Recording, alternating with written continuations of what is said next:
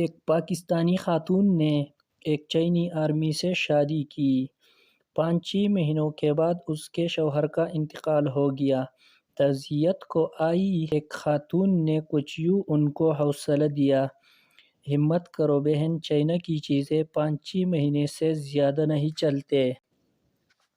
Love marriage کے بعد پہلی رات دولہا نے دلہن سے کہا پانی پلاؤ۔ دلہن پانی لائی، تب تک دولہا سو چکا تھا۔ دلہن صبح تک پانی لیے کھڑی رہی۔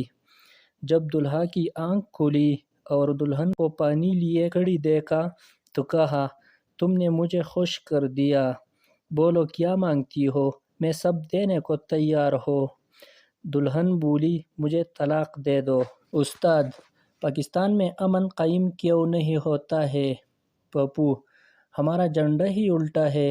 استاد: کیا مطلب؟ پپو: سفید رنگ امن کا ہوتا ہے اور سبز رنگ قوم کا۔